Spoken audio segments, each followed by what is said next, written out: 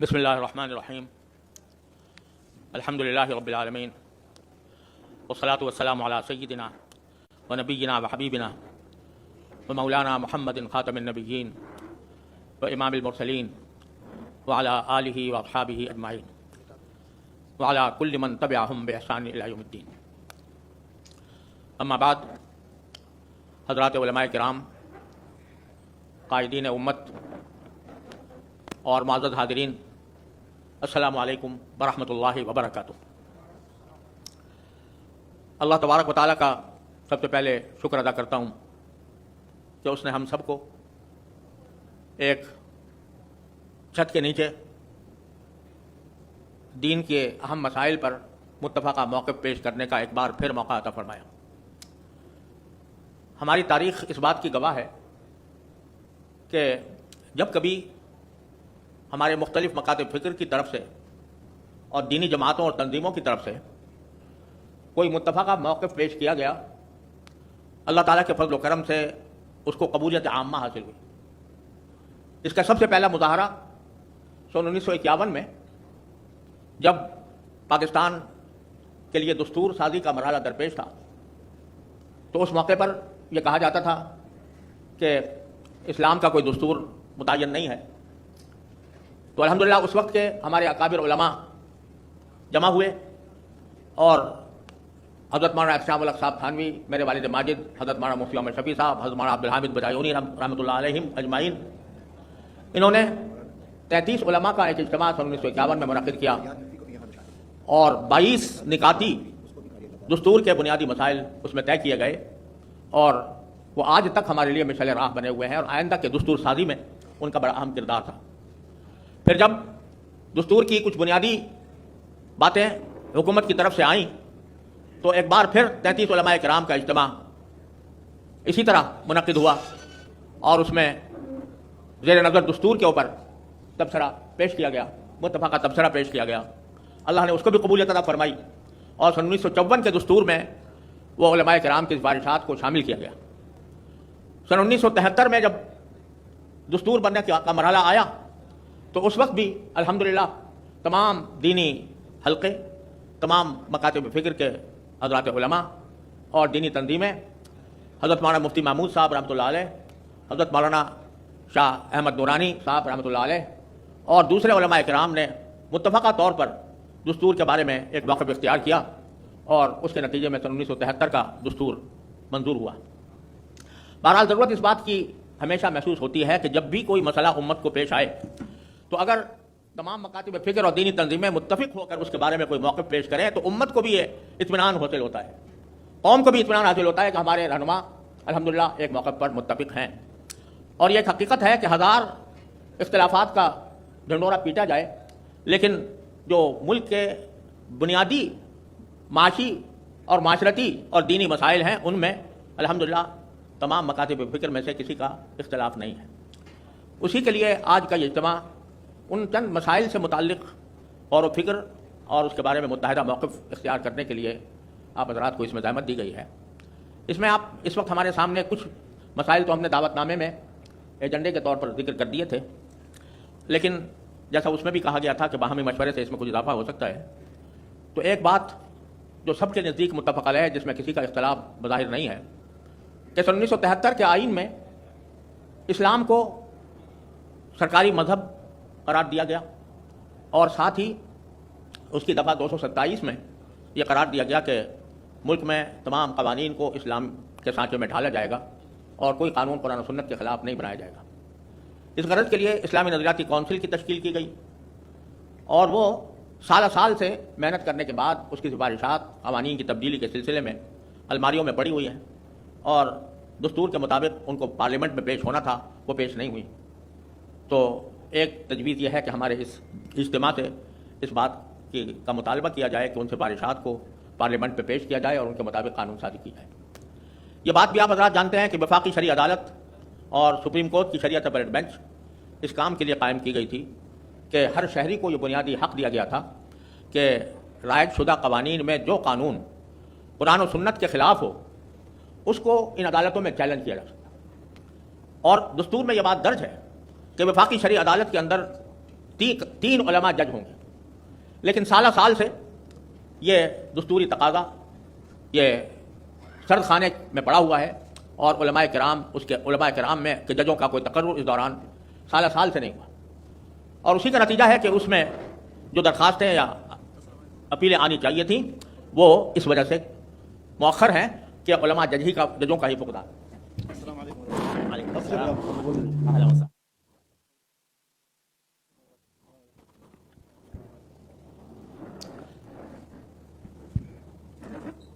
उसके नतीजे में क्योंकि जजों में उलमाए किराम शामिल नहीं हैं तो बाज़ औक़ात गलत फैसले भी आ जाते हैं, और चूँकि उम्मत का उस पर एतमाद नहीं उलमा जजों के न होने की वजह से, इसलिए उसमें दरखास्तों की भी किल्लत है। जितनी दरखास्तें होनी चाहिए थी उतनी दरखास्तें मौजूद नहीं हैं और वो ज़ेरे इल्तिवा पड़ी हैं। तो एक गुजारिश यह है कि इस इज्तिमा की तरफ से ये मुतालबा पेश किया जाए कि वफाकी शरई अदालत में आइन के तकाज़ों के मुताबिक उलमा मुकर्रर किए जाएँ, और शरीयत बेंच में भी वो उलमा जिनकी सलाहियत का मेयार आइन के अंदर मौजूद है उसके मुताबिक उनका तकर्रुर किया जाए। तीसरी बात जो इस वक्त पेश नज़र है वो ये कि 26वीं तरमीम आइन के अंदर जब हुई तो उसमें अल्लाह ताला के फज़ल से और माशाअल्लाह हमारे मौलाना फजलुर रहमान साहब की काबिश से ये इजाफा किया गया कि मुल्क को सूदी मामलात से 1 जनवरी 2028 से सूद से बिल्कुल पाक कर दिया जाएगा। यह एक बहुत ही खुशाइंद तरमीम थी जिसका मुद्दत से इंतज़ार भी था, लेकिन इस दौरान ऐसा मालूम होता है कि बाकायदा सोची समझी स्कीम के तहत इस तरमीम के तकाज़ों को सबूताज करने की कोशिश हो रही है। वज़ारत कानून की तरफ से एक ख़त लिखा गया और उसमें यह तजवीज़ पेश की गई कि उन बैंकों को इस तरमीम के तकाज़ों से मुस्तस्ना रखा जाए, यानी उनको सूदी मामलात जारी रखने की गुंजाइश दी जाए जिसमें किसी गैर मुल्की की शेयर होल्डिंग है। इस वक्त सूरत हाल यह है कि बड़े बड़े बैंक, हबीब बैंक, यूनाइटेड बैंक, मुस्लिम कमर्शियल बैंक और बड़े बड़े जितने बैंक हैं उसमें कुछ गैर मुल्की शेयर होल्डर्स की हिस्सेदारी मौजूद है, और अब उस वज़ारत कानून की तजवीज़ के मुताबिक ये बात बावसूख ज़राए से मालूम हुई है कि इन तमाम बैंकों को सूद का निज़ाम जारी रखने के लिए तरमीम के तकाज़ों से मुस्तस्ना कर दिया गया है, जिसका माना यह है कि 2029 से जो सूद को ख़त्म करने का दस्तूरी तकाज़ा था उसको इन रुकावटों की वजह से पामाल किया जा रहा है, और उधर यह पेश किया जा रहा है कि इसमें चूंकि गैर मुल्की अफराद की शेयर होल्डिंग है लिहाजा इस हमारे कुछ बैन अक़वामी मुआहदात की वजह से हम उनको सूद से पाक नहीं कर सकते। हालांकि सूरत हाल यह है कि कोई भी गैर मुल्की कंपनी या तिजारती इदारा जब किसी मुल्क में कायम होता है तो वो उस मुल्क के कवानीन का ताबे होता है, और इससे पहले भी गैर मुल्की बैंक वो गैर सूदी बैंकारी करते रहे हैं। और दूसरी बात यह है, यह एक कानून की मुसल्लम हकीकत है जिस पर सुप्रीम कोर्ट के फैसले मौजूद हैं कि जो बैन अक़वामी मुआहदात हैं वो जब तक पार्लियामेंट में पेश होकर कानून का हिस्सा न बन जाएं उस वक्त तक उनको कानूनी हैसियत नहीं दी जा सकती। लिहाजा इन मुआहदात की बुनियाद पर बड़े बड़े बैंकों को, सारे बड़े बड़े बैंकों को इस तरमीम के तकाज़ों से मुस्तस्ना करना ये अल्लाह और के रसूल सल्लल्लाहु अलैहि वसल्लम के साथ जंग के मुरादिफ है। कुरान करीम ने सूद न छोड़ने पर जिस जंग का ऐलान किया है उसको दावत देने के मुरादिफ है। इस पर भी आप हज़रात को गौर करना है, उसके बारे में कोई मुतालबा पेश करना है। तीसरी बात यह कि अभी हाल में आइन में 17वीं तरमीम की गई है, 27वीं तरमीम की गई है। उस तरमीम में बहुत से उमूर मुतनाज़ा हैं और उसमें वाक़या यह है कि अदलिया की आज़ादी के ऊपर भी उससे कदगन आयद होती है, लेकिन जो सबसे ज़्यादा कुरान और सुन्नत से मुतसादिम बात उस 27वीं तरमीम में आई है वो ये कि सदर ममलिकत और जो फौज के जो एजाज़ी ओहदे हैं, फील्ड मार्शल, और जो 2 नए ओहदे पैदा किए गए हैं वो हर किस्म की ताज़ीरी कानून के तहत, किसी भी फौजदारी कानून के तहत उनको ताहयात उन पर कोई मुकदमा नहीं कायम हो सकता और न उनके ऊपर कोई कार्रवाई हो सकती है। ये एक ऐसा इक़दाम है जिसकी कोई नज़ीर कम अज़ कम मेरे इल्म में दसातीर आलम में नहीं है। होता यह है कि जो सदर ममलिकत को तहफ़्फ़ुज़ दिया गया ہمارے سن 1973 کے آئین میں، وہ بھی ہمارے نظر میں قابل اعتراض تھا، اور ہمارا اعتراض قابل اعتراض ریکارڈ پر ہے. لیکن اس میں بھی یہ ہوتا تھا کہ اگر صدارت کے دوران کوئی تعزیری مقدمہ جاری ہو تو اس کو اس کے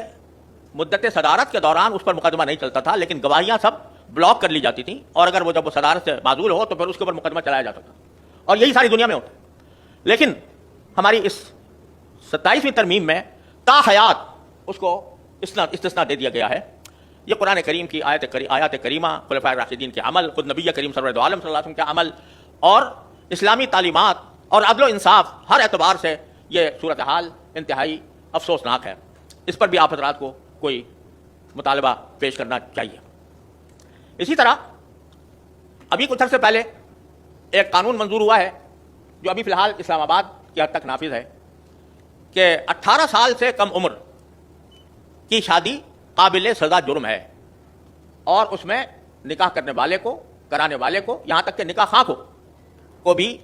سزا دی جائے گی اگر اس نے 18 سال سے کم عمر کے لڑکے لڑکی کی شادی کی. یہ ایک ایسا قانون ہے جو آپ حضرات کے سامنے ہے کہ اس کا قرآن و سنت سے کے بالکل خلاف ہے. اس کے بارے میں بھی کوئی متحدہ موقف اختیار کرنا ضروری ہے. اسی طرح آپ حضرات نے سنا ہوگا کہ ٹرانسجنڈر ایکٹ 2018 میں نافذ ہوا تھا. یہاں تھوڑی سی وضاحت اس لیے کر دوں کہ بعض اوقات ٹرانسجنڈر کا جو لفظ ہے اس سے بعض لوگ یہ سمجھتے ہیں کہ یہ خنثی کا مرادف ہے، حالانکہ یہ ایک نئی اصطلاح ہے جو مغرب کے لوگوں نے گھڑی ہے، اور اس کا خنثی سے کوئی تعلق نہیں ہے. اس کا مطلب یہ ہے کہ ہر انسان اس بات کے لیے آزاد ہے کہ وہ اپنے آپ کو مذکر سمجھے یا مؤنث سمجھے. تخلیقی اعتبار سے وہ کچھ بھی ہو، لیکن وہ اگر ایک بظاہر مذکر ہے اور وہ اپنے آپ کو یہ کہے کہ میں تو مؤنث ہوں تو اس کو اختیار حاصل ہے. اور مغربی دنیا میں انسان کی بہت سی صنفیں بنا دی گئی ہیں جو LGBTQ کے نام سے مشہور ہیں. اس قانون کو 2018 میں منظور کیا گیا تھا، اور وفاقی شرعی عدالت نے اس کو اسلام کے خلاف قرار دیا، لیکن حکومت نے اس کے خلاف اپیل دائر کر دی، اور وہ اپیل ابھی تک پینڈنگ ہے سپریم کورٹ کے چیئر بینچ میں. البتہ یہ سننے میں آیا ہے کہ سینٹ کی کوئی کمیٹی اس کی عمدہ ترمیم پر غور کر رہی ہے. لیکن اگر ٹرانسجنڈر ایکٹ کو ہمارے اوپر مسلط کیا جاتا ہے تو اس کا مطلب یہ ہے کہ ہم جنس پرستی کا دروازہ کھول رہے ہیں. لہذا اس بارے میں بھی آپ سب حضرات کو ایک متحدہ موقف اختیار کرنا ہے. ایک بات یہ ہے کہ ہمارا ملک اس وقت طرح طرح کے مسائل کا شکار ہے. اس کے بارے میں علماء کرام کی طرف سے بار بار اس بات کی وضاحت کی گئی ہے کہ ملک میں نفاذ شریعت کے لیے آئینی جد و جہد ہی ایک واحد طریقہ ہے، اور مسلح جد و جہد کا نہ صرف یہ کہ کوئی اس کے اندر فائدہ نہیں، بلکہ شریعت کے بالکل خلاف ہے کہ مسلح بغاوت کی جائے ریاست کے خلاف. اس بات کا ہم بار بار علماء کرام کی طرف سے اعلان ہو چکا ہے. آج پھر ہمیں چاہیے کہ اس موجودہ حالات میں جبکہ دہشت گردی کا ایک طوفان ملک پر مسلط ہے، کبھی اسلام کے نام پر، کبھی صوبائیت کے نام پر، اس کے بارے میں بھی ہم کوئی متحد موقف اختیار کریں. اسی طرح اس وقت پاکستان اور افغانستان کے درمیان صورتحال کشیدہ ہے. اس سلسلے میں بھی علماء کرام کو ایک متحد موقف اختیار کرنا چاہیے، اور ایک ایسا پیغام ساری امت کو اور حکومت کو، دونوں حکومتوں کو دینا چاہیے کہ جس کے نتیجے میں ہم دونوں برادر ملکوں کے درمیان ممکنہ جنگ کے خطرات کو روک سکیں. اسی طرح دینی مدارس کا مسئلہ بھی سال سال سے لٹکا ہوا ہے. ایک قانون منظور ہوا تھا جو وفاقی دارالحکومت کے لیے نافذ کیا گیا کہ مدارس کو اختیار ہوگا کہ وہ اگر چاہیں تو سوسائٹیز ایکٹ کے تحت رجسٹر کرائیں اور چاہیں تو وزارت تعلیم کے تحت. لیکن اس قانون کے منظور ہونے کے باوجود جو ایک معاہدے کی بنیاد پر منظور ہوا تھا، مدارس کے راستے میں رجسٹریشن کی راستے میں رکاوٹ پیدا کی جا رہی ہے. اس معاملے میں بھی آپ حضرات کو ایک متفقہ موقف اختیار کرنا ہے، کیونکہ مدارس کی آزادی اور خود مختاری یہ ہمارے ملک کے دینی اور دنیاوی مستقبل کے لیے ناگزیر چیز ہے. اگر دینی مدارس کو پابند کیا جائے، حکومت کے ماتحت قرار دیا جائے، تو یہاں سے حق گو علماء کا پیدا ہونا یہ ایک مشکل بن جائے گا. لہذا اس بارے میں بھی ہمیں اپنا کوئی موقف متحدہ طور پر پیش کرنا ہے. آخر میں یہ جو غزہ اور فلسطین کا مسئلہ ہے، یہ آپ سب حضرات جانتے ہیں کہ پوری امت کا مسئلہ ہے، اور اگرچہ جنگ فی الحال بظاہر رکی ہوئی ہے، لیکن اسرائیل کی طرف سے ظلم و ستم کا سلسلہ جاری ہے، اور اسلامی ملکوں سے یہ مطالبہ کیا جا رہا ہے کہ وہ اپنی فوجیں حماس کو غیر مسلح کرنے کے لیے بھیجیں. اس موقع پر بھی ہم سب کو متحد ہو کر ایک موقف اختیار کرنا چاہیے کہ ہمارے ملک کی فوجیں وہ حماس کو غیر مسلح کرنے یعنی اسرائیل کو طاقت پہنچانے کا ذریعہ نہ بنے. یہ چند موضوعات ہیں جو اس وقت آپ حضرات کے سامنے زیر غور ہیں، اور اس کے بارے میں آپ حضرات کوئی متفقہ موقف پیش کریں گے تو انشاءاللہ امت کی صحیح رہنمائی ہوگی، اور حکومت کو بھی اس بات کا پتہ چلے گا کہ ان مسائل پر علماء کرام کے درمیان، دینی تنظیموں اور جماعتوں کے درمیان کوئی اختلاف موجود نہیں ہے. اللہ تعالی ہم سب کو اپنے فضل و کرم سے اپنی رضا کی خاطر اخلاص کے ساتھ صحیح موقف اختیار کرنے کی توفیق عطا فرمائے اور اس کو قبولیت عطا فرمائے. وآخر دعوانا الحمدللہ رب العالمین.